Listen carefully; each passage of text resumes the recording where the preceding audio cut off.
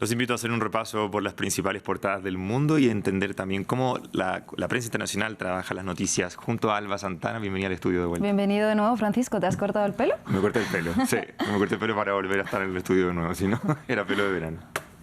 Vamos a abrir revista de prensa en Ucrania, donde finalmente el presidente Volodymyr Zelensky anunció el cambio de mando de las Fuerzas Armadas con la destitución del popular general Valery Zaluzhny, una noticia que ocupa las portadas nacionales. Así es, Francisco. Vamos a iniciar, por tanto, con Kyiv Post, que titula Zaluzhny reemplazado, anuncia el presidente Zelensky. Tras días de rumores y también tratarlo aquí en los noticieros, Zelensky anunció la necesidad de un nuevo liderazgo en las Fuerzas Armadas y dijo que era el momento de la renovación ahora. Esto se traduciría, Francisco, como bien decías, en la destitución de Valery Zaluzhny, supuestamente consensuada porque va a seguir en el equipo de defensa del país y en medio de estos miedos por su popularidad y porque incluso pudiera interferir políticamente. Bueno, su reemplazo sería entonces Oleksandr Syrskyi, quien comandó las fuerzas para defender Kiev y Kharkiv durante la guerra. Y bueno, este medio nos hace un repaso también por la vida y la carrera de Zaluzhny, ahora que se despide de este cargo de comandante general de las fuerzas de Ucrania. Y el dato curioso que nos lanza este medio sería que antes de entrar a las Fuerzas Armadas, Francisco quería ser comediante igual que el presidente Zelensky. Zaluzhny saltó concretamente a la fama por defender o por luchar contra los independentistas en el este de Ucrania, respaldados por Rusia, recordemos, tras la anexión de Crimea en 2014. Y dijo al respecto Zaluzhny: para nosotros los militares la guerra comenzó en 2014. He leído muchos libros, me he graduado de todas las academias con medalla de oro, pero no entendí qué era la guerra hasta 2014. Sigamos ahora con The Kiev Independent, que titula ¿Quién es el general Syrskyi, el nuevo comandante en jefe de Ucrania? Bueno, y nos hace un repaso por la figura de Oleksandr Syrskyi, que hasta el momento, Francisco, era comandante de las fuerzas terrestres en Ucrania y tenía mucho peso, ha tenido también a lo largo de su carrera en el ejército de Ucrania. Zelensky lo llegó a calificar como el comandante ucraniano más experimentado y bueno, tendría una buena relación, según recoge este medio, con la oficina presidencial, que sería lo que le había faltado a Zaluzhny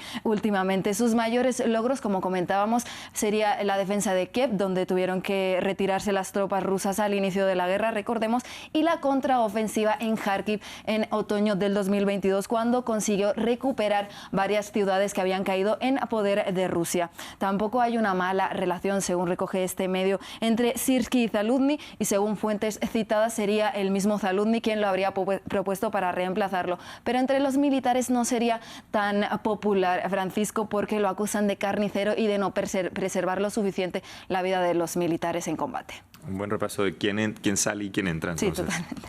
Seguimos en Europa del Este, pero ahora desde el lado de Rusia, tras la publicación de la esperada y polémica entrevista, además de Tucker Carlson, con el presidente Vladimir Putin. Sí, yo diría que esto ha sido de lo más comentado, por lo menos en el mundo del periodismo, en los últimos días, y sería la entrevista de Tucker Carlson, recordemos, el antiguo presentador de Fox News, con el presidente de Rusia, Vladimir Putin, que se vio envuelta esta entrevista en polémicas desde el primer momento, Francisco, porque acusó a los periodistas estadounidenses de no querer entrevistar a Vladimir Putin, algo desmentido por varias cadenas de televisión como la CNN y por otros medios como The New York Times, que aseguran que sí pidieron estas entrevistas con el presidente de Rusia. Y hasta el mismo Peskov, el portavoz del Kremlin, dijo que había muchísimas demandas de entrevistas, pero que no, simplemente no se habían atendido. Bueno, hablemos ahora, centrémonos en la entrevista. Fue muy larga, de más de 2 horas, Francisco, y tocaron, por tanto, una infinidad de temas, pero obviamente estaba centrada en los temas principales, que sería las relaciones con Occidente, hablando del avance de la OTAN, que fue uno de los temas más recurrentes sobre esta guerra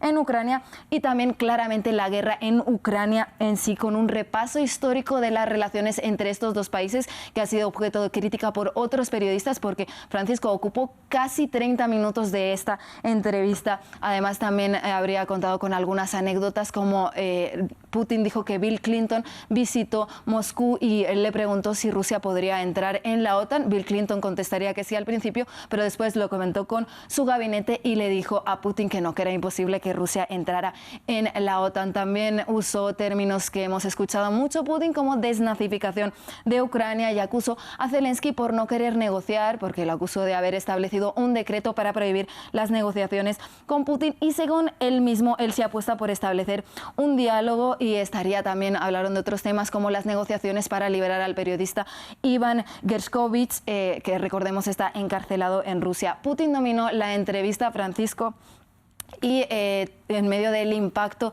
de que esto pueda afectar a la ayuda a Ucrania, porque recordemos que los republicanos la están bloqueando en el Congreso. Y tampoco se mostró contrario a terminar con la guerra en estos momentos. Escuchemos una de sus frases. Ya dije que nosotros no nos habíamos negado a hablar. Estamos dispuestos a negociar. El problema viene claramente de Occidente y Ucrania, que es un estado satélite de Estados Unidos. Es evidente. No quiero que pienses que me estoy intentando construir un mundo más fuerte o anexionar nada.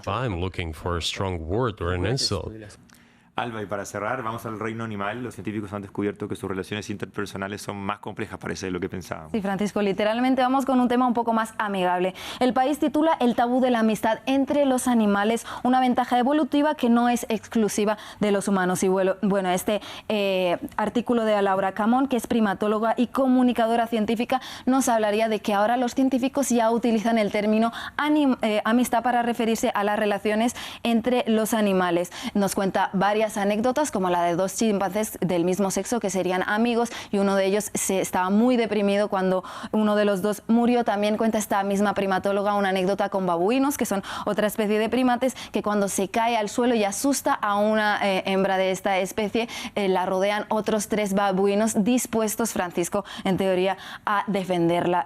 Indican los científicos que se preocupan desinteresadamente por los otros animales con los que tienen vínculos, y también segregan las mismas hormonas que segregamos las personas cuando tenemos relaciones agradables con los demás, aunque bueno, también destacan que serían mucho más complejas obviamente las relaciones humanas, y estos vínculos aumentarían las posibilidades de supervivencia. Serían una ventaja evolutiva, Francisco, pero como comentaba, no sería algo que está centrado en esta ventaja evolutiva, sino que lo hacen desinteresadamente. Pueden ser amigos. ¿Tú qué opinas de esto, Francisco? Yo creo que sí. O sea, yo soy fanático de los animales y siempre he pensado que hay un montón de cosas que aprender del mundo animal. Sí, sí, o sea, imagínate, también contaba otra anécdota de 2 delfines que salían a cazar juntas, pero que después se las veía también pasear, entonces iba más allá de eso un poco. ¿Cuál es tu animal preferido? Mi animal favorito serían los tigres, yo creo. ¿Ah, sí?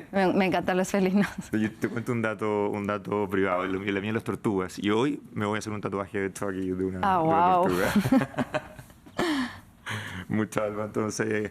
Alban, dejamos hasta aquí entonces el repaso de las noticias por el mundo. Te esperamos la próxima semana, ¿no? Así es, nos vemos la próxima semana, Francisco, con más noticias.